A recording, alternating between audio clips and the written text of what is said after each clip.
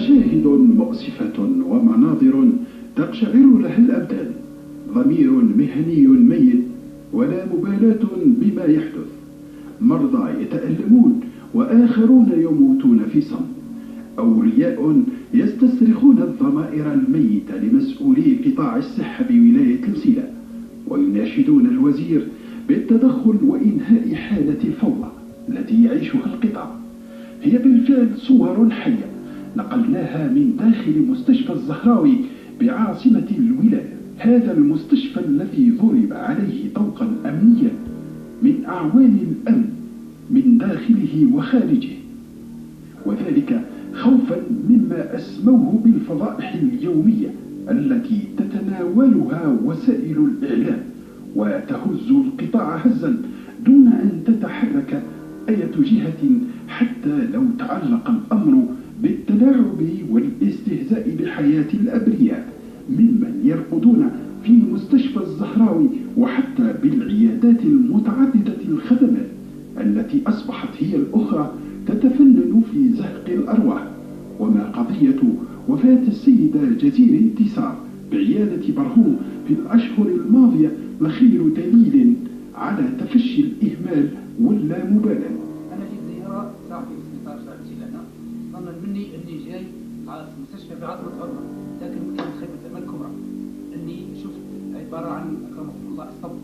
هذا عبارة عن اسطبل أكرم الله المستمعين وحاشا لما يستهبش، ولكن راهم عبارة في نفاية الطاش ورائحة القاذورات ورائحة المياه العادمة لا تستطيع أن تحتملها. أنا جيت زيارة المستشفى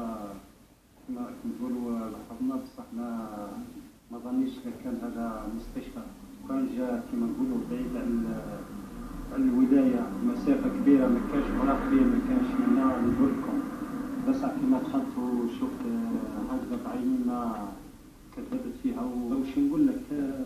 تجي تحوس على المريض تاعك تضرب 3 سوايع، فضلت الزيارة طفت يروح تروح العشية تتدرج منها ومنها، هاك تجي تروح تطلع على المريض تاعك تلقى روحك المرضى المهم لازمتك وتطلع عليه، وزيد بزيادة من فوق ما تقدرش حتى توصف هذا السبيطار، حاجة تجي توصفوا بها تلقاها بالك أخيار منه. تجي طالعة بعد تلقى الروقار أو عنده السيد الخطوات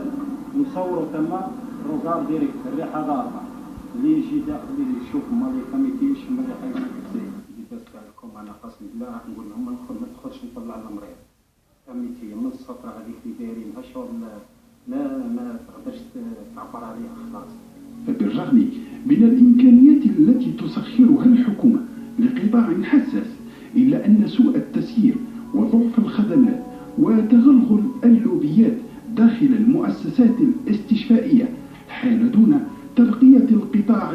بولاية شاسعة كالمسيلة، حيث حقق سوء التسيير والإهمال خطوات ثابتة إلى الوراء، وأصبح من الصعب التكفل بالحالات البسيطة والعادية، فما بالك بالحالات الخطيرة والمستعجلة. جينا من السكرات نطلعوا صاحبنا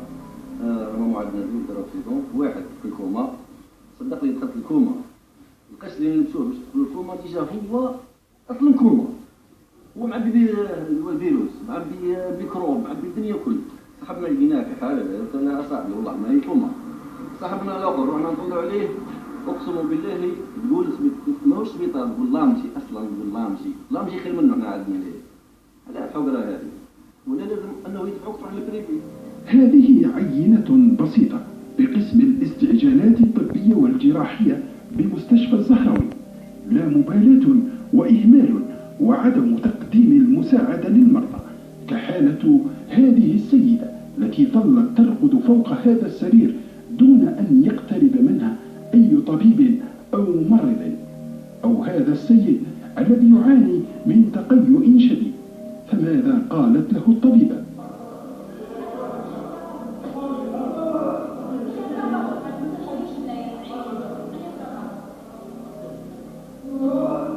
حالة تشبه بحالات كثيرة وعينات مختلفة وقفنا عليها أثناء جولتنا القصيرة، منها التي يرويها مرافق أحد المرضى، وعينات أخرى يرويها المرضى بأنفسهم. كان الأدوية ناقص الليل قال له يعطينا الاستقراء يسقطاركم فيه يعطي استقراء هذا الطرف بكر والو مش قايمين فينا فوق خلي لي يجوكم الكلام لا يدور عليكم بكر والو الكلام بس عيط باش نتكلموا عيط وذكر نتكلموا ولا بهم انا نجيبه عيط له عاد يجي يعيط عنك يمكر فيك كذا يسخ الحالة هنايا ما يشنطوا دايروا بنا راي دايروا بنا راي أنا أخذ الوقت على البنوك والعارفين يضاحوا شكون؟ لا لو كنت رايحين للبنات الدنيا كلها مسؤول في الخمسة وواش هنا غرفة الإنعاش، وهنا ترقد الطفلة ملاك بوسنة 11 سنة، والتي تعرضت لحادث مرور خطير على مستوى بلدية بالعيبة منذ أسبوع سبب لها كسورا على مستوى الرأس. ظلت تعاني في صمت، تتألم وتطلق الآهات دون أن تتلقى الرعاية والعناية الطبية اللازمتين. أهلها طرقوا كل الأبواب واستصرخوا ضمائر كل العاملين بالمستشفى،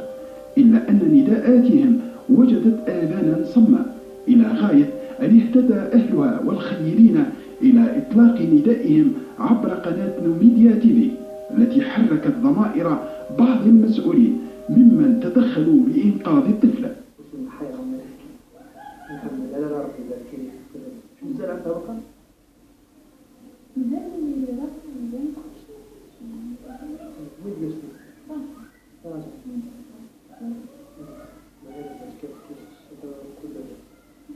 جانا طبيب هنا وجانا واحد من الأعوان خرجنا من الغرب من طبيب من الأعوان وحب يخرج صاحبي إلى مرض شوف فيه هو مثلا يتحرك يكون يتحرك يوضي فيه وصاحبي باش يخرج فينا باش يقضينا قال لكم لا باش نروح نقعد مرض ما تمشي من هي مالك بس ما مريضة دومي يصير من هنا وما كارثية ما كانت في الدكتور ما كان حتى حاجة دكتور شكون اللي كان يحاول يعتدي عليك؟ طبيب وعمل ضربني هنا بالستيلو كان ضرب لي عيني حكمت بالستيلو او ما طرفتش عندي صغيره قريت بالستيلو راك تشوف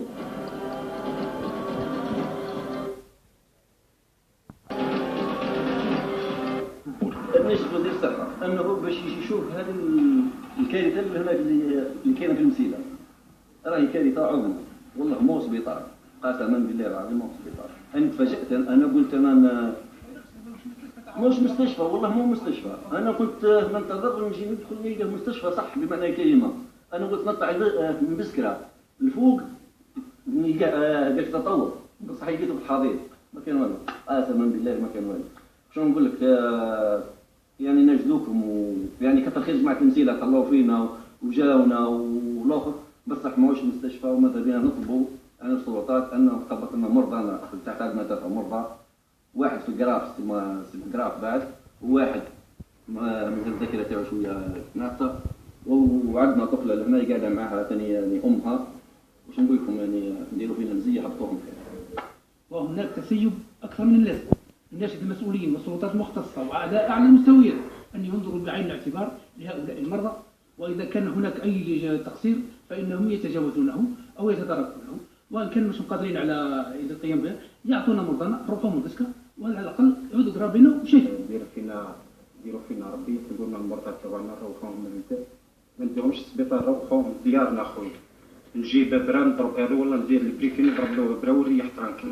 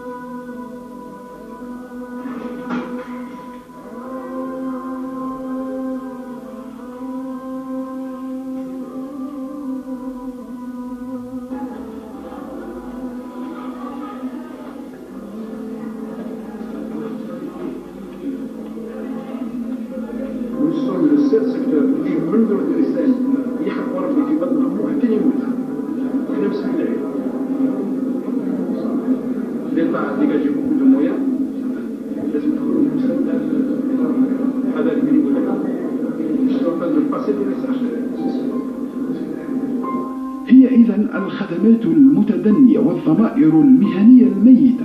والمرافق المحطمة والأوساخ المنتشرة هنا وهناك والحشرات التي تعيش مع المرضى ليلا ونهارا وتزاحمهم حتى في الأكل والشرب، وكلها تجتمع في هيكل بلا روح سمي بمستشفى الزهراوي ونسب لولاية كبيرة. فهل ستتحرك الوزارة الوصية لتغيير الوضع الحالي أم أنها ستكتفي بإرسال لجان للتحقيق الميداني لتعود بتقارير لا تخرج عن المألوف؟ كل شيء على ما يرام.